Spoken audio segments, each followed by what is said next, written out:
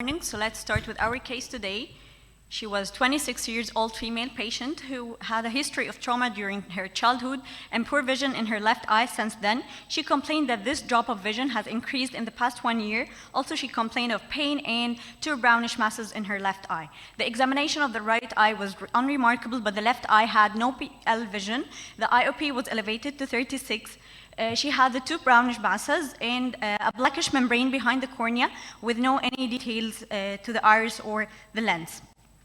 We made a provisional diagnosis that this is an anterior staphyloma, and we sent her for an ultrasound that came back with the tractional detachment. Also, we did UBM on the masses and for the anterior segment, and it came back with the anteriorly dislocated lens, the blackish membrane that may be an old hyphema, and the iridociliary cleft, and that was quite compatible with the history of trauma. But also there was 2 masses with medium echogenicity, and the sclera above the mass was not present, and this is only a hypertrophic conjunctiva. So that was quite suspicious for us. We sent the patient to a PET CT scan, and it came back with a metabolically active left eye neoplasm. Since it's a blind, painful eye, we proceeded to inoculation, and the pathological examination came out with a ciliocoroidal malignant melanoma with optic nerve margin infiltration, and that's quite rare for the choroidal melanoma. We proceeded to MRI brain and orbit to detect any intracranial extension or any remnants in the remaining part of the optic nerve, and it came back free. So after consulting the oncology medicine, we sent the patient for external beam radiation. So the uveal melanoma, although it's rare, it's the most common primary intraocular malignancy in adults. It represents 3 to 5% of all the body melanomas. The common presentations are the sentinel vessels, presence of astigmatism, subluxation, or localized lens opacity, extraocular erosion, or retinal detachment if there is a posterior extension. We went through the literature to see the rare presentations or the unusual. We found some case reports presenting with staphyloma.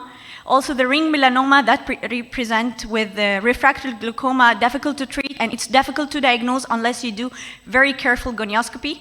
Also, this patient presented with ciliocoroidal melanoma.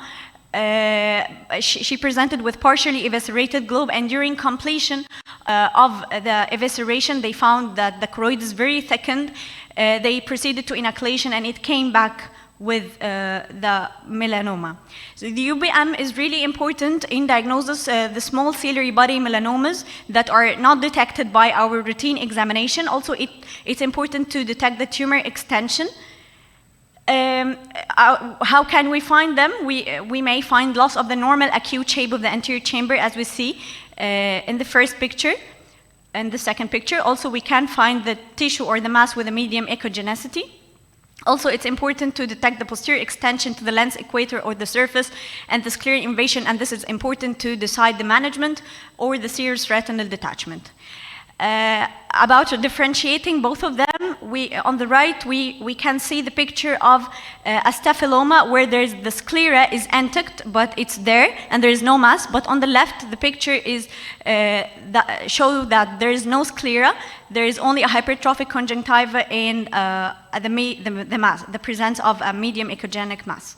So our take-home message is that the ultrasound, the UBM, are very important in examination of such cases. The UBM can provide useful information about the tumor morphology and growth patterns, but of course the definitive diagnosis is best reached by histopathologic examination. The trauma can distort the eye anatomy, but also don't forget that the malignancy does that too, and there's always a place for a double pathology. Also, the ciliocoroidal melanoma can present by staphyloma or mammicot. Thank you, and regards from the whole oncology team, including me. Thank you.